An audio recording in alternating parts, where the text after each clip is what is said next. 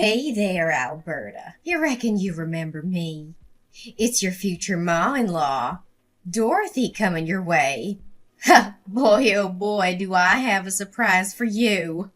Oh, hello, Dorothy. It's really nice talking to you. Thanks for inviting me to your family dinner yesterday evening and even letting me stay at your place. I love the cozy atmosphere and your simply delicious cooking. To be honest, I felt like I was truly at home. Oh, it was nothing, darling. Just my way of showing you the heartiest welcome into my family. I think it's the least I could do to make you feel right at home. It seems like you're quite the early riser, aren't you? I noticed your missed call starting at 4 a.m. I apologize, but I was still fast asleep during that time, so I couldn't answer the phone. I hope you understand and aren't bothered by it. Well, bless your heart.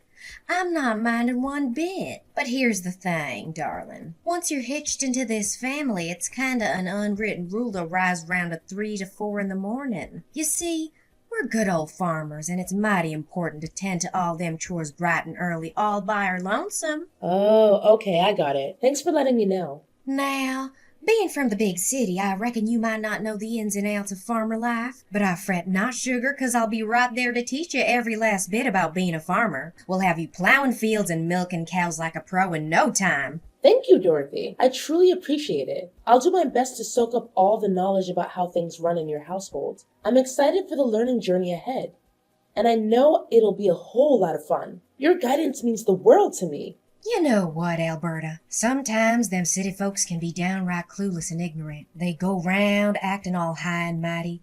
Looking down on us hard-working farmers like what we do don't mean a lick to society. Can you believe it? They act like meat just sprouts up on trees or something. It sure makes my blood boil, and I gotta admit, sometimes I feel like giving their filthy mouths a good old slap. No offense, darling, but it sure gets under my skin.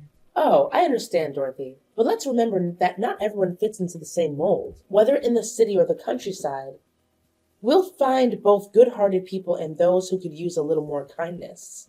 Oh, well, bless your heart, sugar. What in tarnation do you mean by that? Are you insinuating that your precious old mother-in-law is no good? I declare that cuts me to the core. I reckon that's just some mighty characteristics of them city folks, innit? Always looking down on us country folk. Oh, no, Dorothy. You've completely misunderstood me. I never said a word about you being a bad person. Please don't take it that way.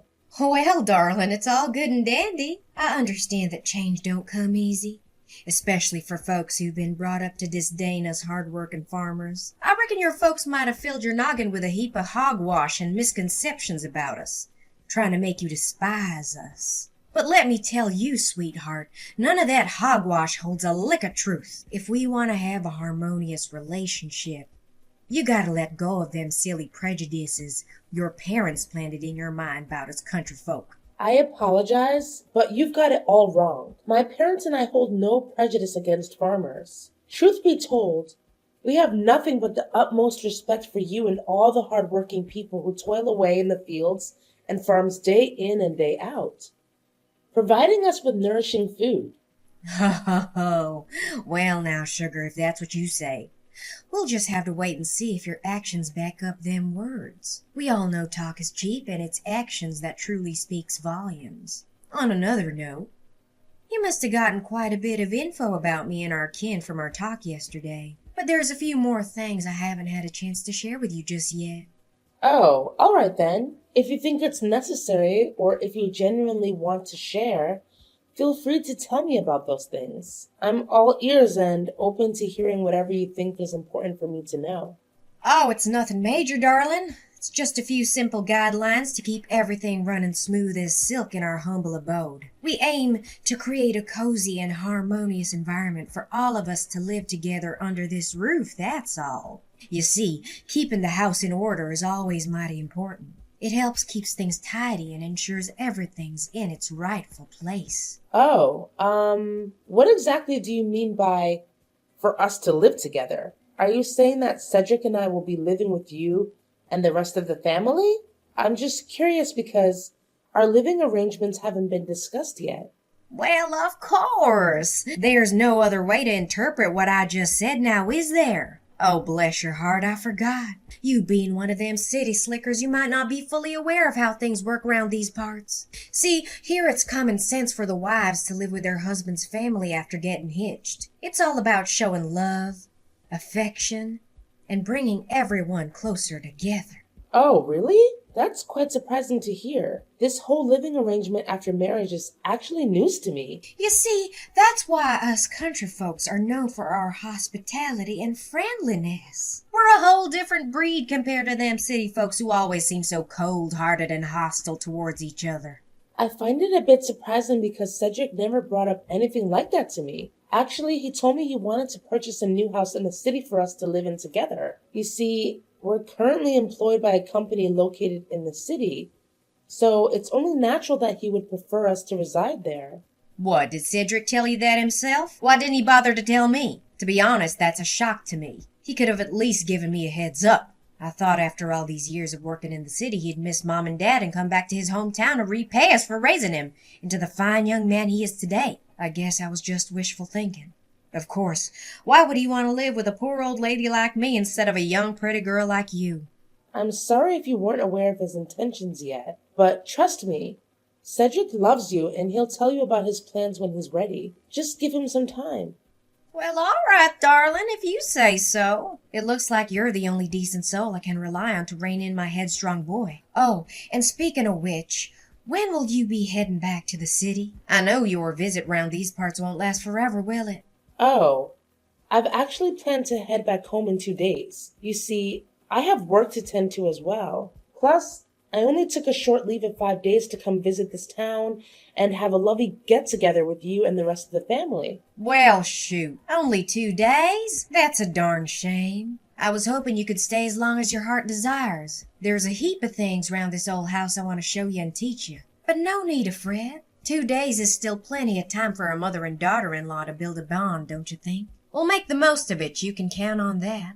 Don't you worry none, my dear. I got some mighty fine plans in store for us. I promise we'll have a grand time together.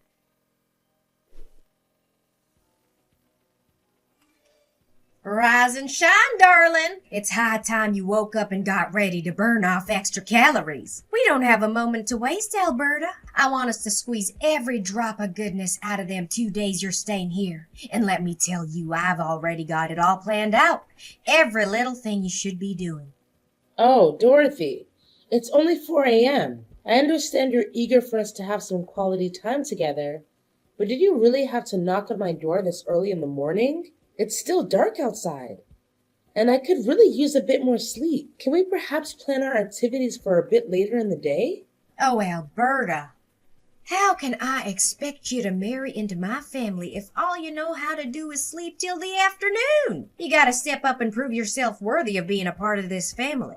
The only way you can do that is by following my lead and doing everything I tell you. Just take a gander at your side, Alberta. My boy, Cedric, went out of the house ages ago to deliver them eggs to the grocery store. He's already out there working hard while you're still snoozing. You should feel ashamed of yourself.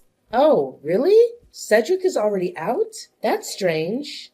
Well, now, what's so peculiar about that? My boy Cedric, he's a fine young man, I tell you. Even though he's taken a break from work, he still keeps his folks in mind and helps them out whenever he can. But you, my dear, ought to be downright ashamed. You can't just lie here in bed and conjure up a heap of excuses to dodge your womanly responsibilities. Lazy gals like you might as well be 6 feet under. You're making all of us women look bad. Back in my day, a lass like you would have gotten a good whack with a rod for pulling that kind of stunt. I'm not trying to get out of my chores, but it's just so early in the morning. I'm not used to waking up at 4 a.m., especially on the weekend. Well, well, look at you. I reckon my boy must have spoiled you rotten. Isn't that right? But let me set something straight. This ain't your house.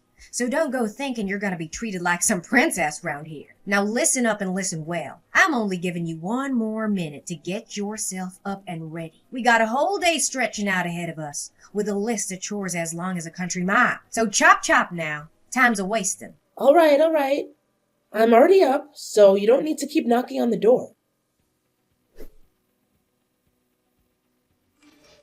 Have you finished all them morning chores I gave you, darling? I sure hope you did, 'cause if you didn't, rest assured, I'll make sure you get a good old-fashioned punishment that you rightly deserve. Honestly, Dorothy, how can you expect me to complete every single task on your never-ending list in just a few measly hours? And to top it off, you didn't even bother showing me how to do them. Now hold your horses there.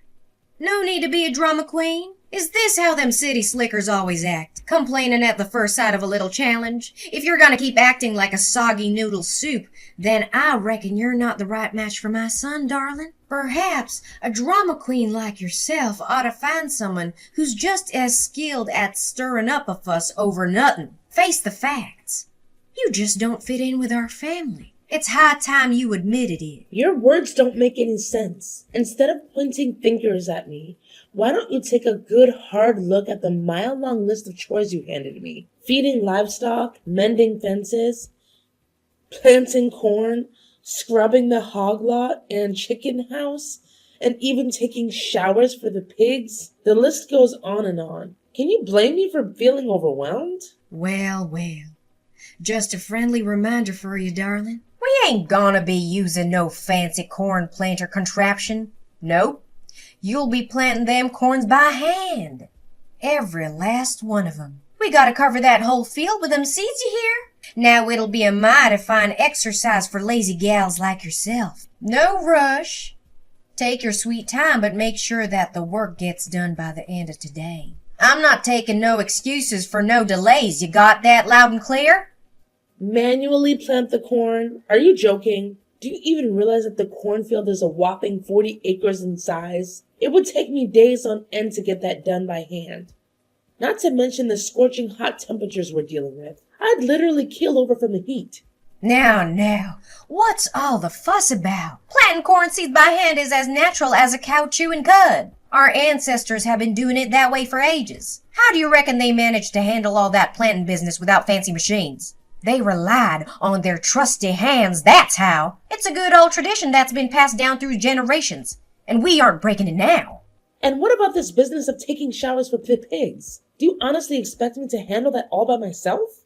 Now listen up, you lazy sloth. There's nothing too much for a woman to handle round here, and you better believe you'll be taking showers for each and every one of them pigs in that lot. Remember to be extra gentle so as not to hurt my precious pigs. They're worth their weight in gold, my money, so you better take extra care with them. And let me make it clear, if I see even one scratch on their skin, you'll be paying for the damages.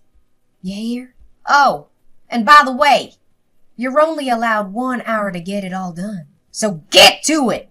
You've got to be kidding me. Look, I appreciate that you care about your pigs, but do you realize that there are hundreds of them on your farm? You can't honestly expect me to wash each and every one of them by myself. And on top of that, in just 1 hour. Seriously? Tell me, are you a human or a pig yourself? A human can't be that lazy. Now listen here.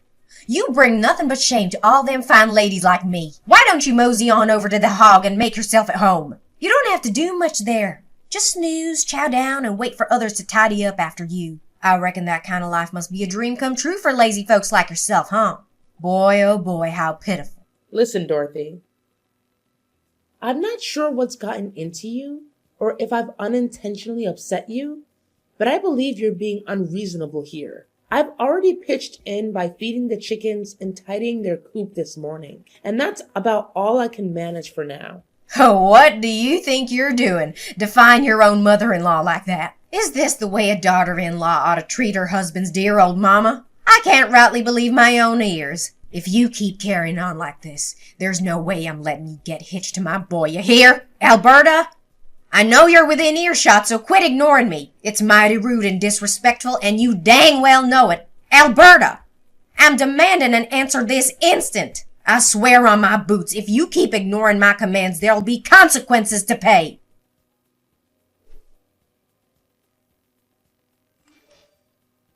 Dorothy, please open this door and let me out. Why would you do something like this to me? Why did you shove me into the hog lot and slam the door shut? I haven't done a single thing to harm you, Dorothy. I don't deserve this treatment. Well, Isn't that just a fitting consequence? That's what happens when you defy my commands, darling. Now you best learn your lesson and be a good, obedient daughter-in-law. You'll be sleeping right alongside them dirty pigs until you change my mind and tend to all those chores I assigned you. There's nobody coming to save you now. My husband and son are gone, and they won't be back anytime soon. So you better get cozy with them hogs, 'cause you're on your own, sweetheart. Dorothy, you've gone plumb crazy. I genuinely believed you were a decent person, but it's clear as day now that you harbor some deep-rooted prejudice against me. Well, isn't that just rich? Look at you, strutting round all high and mighty, acting all cocky and arrogant in my presence. Just 'cause you come from them fancy, dirty cities don't mean you're better than anyone else. I reckon you think you're some big-shot city slicker trying to lure my boy away to live in the concrete jungle with you. Well, I'll tell you right now, darling, that isn't happening. Don't you forget, I'm Cedric's mother, and he listens to me, not you. So go on and enjoy the company of them 100 of filthy pigs. Bet your whole darn body smells like manure now. Ha! Aren't you forgetting something? I happen to have my trusty phone right here with me, so I'll just give my husband a ring and tell him to come back and help me. Well, isn't that a hoot? And your wildest dream, sweetheart? I already wrecked his phone, so there's no way you can reach him no more. Why don't you just accept your fate and embrace the pig farm? 'Cause that's where you belong, darling. You've earned it, fair and square. And if you happen to feel a growling in your belly, go ahead and help yourself to the same grub my pigs enjoy. Heard it's mighty nutritious, them pig feeds. Who knows? Maybe if you slick around long enough, you'll morph into a pig yourself. Ha! Although, truth be told, you're not far off from one as it is. Dorothy, you've gone completely off the rails. If you don't get me out of here, I swear I'm gonna call the police on you. I'm not even joking with you. Well, aren't you just a bundle of joy? If you feel so inclined, go right ahead and trot on down to the police station. But let me tell you, darling, it's a mighty long ride from there to my house. And truth be told, they wouldn't care about some petty squabble like this. It's not worth their time, I reckon. Oh, I'm just tickled pink with happiness. Can't believe my luck. Seeing my revenge play out so smoothly. Every little piece fell right into place just like I planned. Now, Alberta, darling, there's no point in wailing or making a fuss. There's nobody round here to hear you. Best accept your fate and let yourself rot in that pig farm.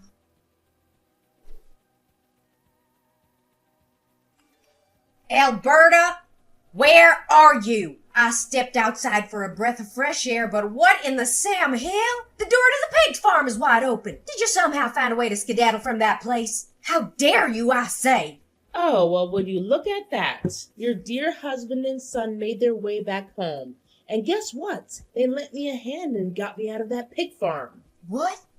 My husband and son came home? How could they? That's impossible. They spilled the beans to me. You convinced them to haul those eggs clear to some distant grocery store, and then you went and tampered with their car so they couldn't make it back. You deliberately loosened the oil nut, knowing it would wreak havoc on the engine after a while on the road. Do you even grasp the magnitude of the peril you put your own husband and son in? Luckily, they managed to reach out to a kind-hearted friend nearby who gave them a lift back home.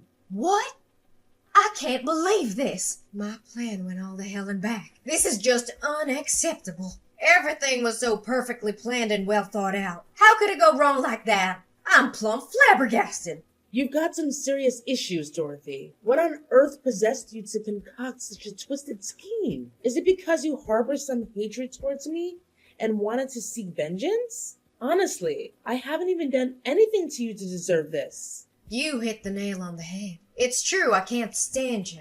I despise the fact that you hail from them big cities. Can't stand that high and mighty cocksure attitude you dish out when you talk to others. I also can't stand the fact that you roped my boy into moving to the city and shacking up with you for good. Honestly, you make my stomach turn. There isn't a single thing about you that stirs up any sympathy in me. That's downright absurd. It's not true at all what you're saying. I'm not done talking. All you're good for is whispering poisonous words in my son's ear about me, trying to turn him against his own kin. In other words, you engineered the whole thing, plotting and scheming to tear my family apart. You're the root cause of why my boy chose to abandon his family. Why on earth are you making such generalizations about people from big cities? I've never behaved in a cocky or arrogant manner, and your accusations are completely unfounded. And besides, I had nothing to do with Cedric's decision to move to the city. He's a grown man, and he can make his own decisions. In fact, he told me that he hates it when you try to dictate his life. Wait, what? Cedric can't stand me. No way. Does this mean I lost this battle? No. No!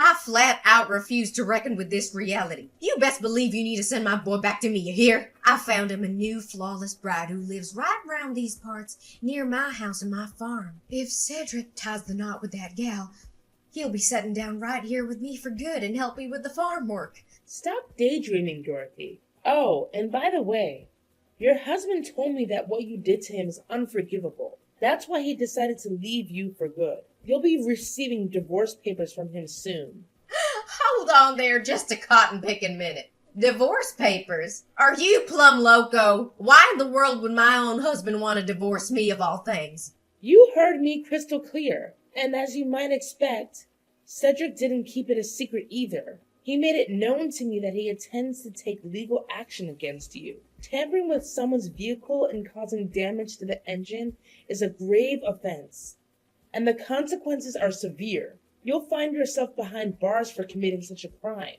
What on earth are you yammering about? Prison? Are you pulling my leg right now? I haven't done anything wrong. I simply loosened the oil nut in their car just a smidge. It wasn't nothing too severe now, was it? I just wanted to keep them from making it back home. I reckon this matter ain't something that needs to be dragged out into court. It's not all that serious if you ask me. You're terribly wrong, Dorothy. As I mentioned before, tampering with someone's car is a grave offense.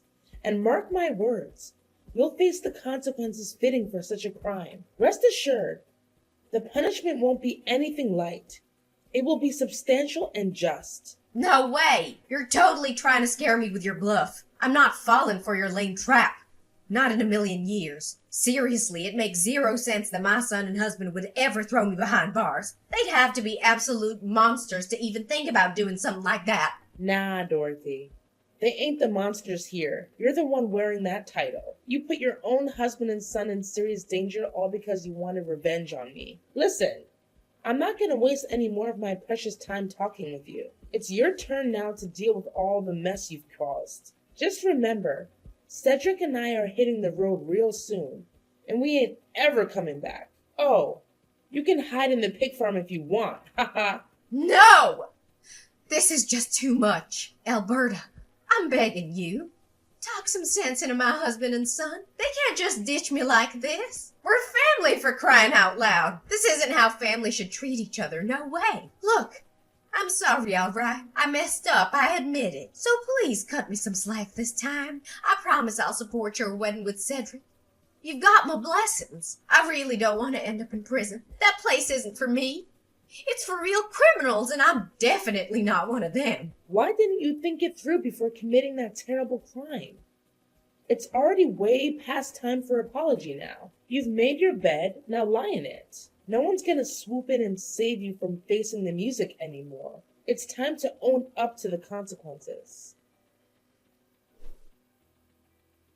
Dorothy's husband, Chris, took a stand and reported her despicable actions to the police. Eventually, she was found guilty as charged and sentenced to prison. Shortly after, Chris and Dorothy decided to get divorced. It turned out that Chris had been enduring Dorothy's overbearing behavior for a significant amount of time, and her actions that endangered him and their son were the breaking point. During the trial, Dorothy lost control. She unleashed a barrage of insults at me and made threats, swearing that she would seek revenge on me and my family when she was released from jail. To ensure the safety of my loved ones, I had no choice but to request a restraining order against Dorothy. On a brighter note, Cedric and I finally tied the knot and had the wedding we had always dreamed of. Everything went smoothly, just as we had envisioned. We even invited Chris to join us in celebrating our special day. Our determination lies in leaving the past behind and embracing a better future ahead.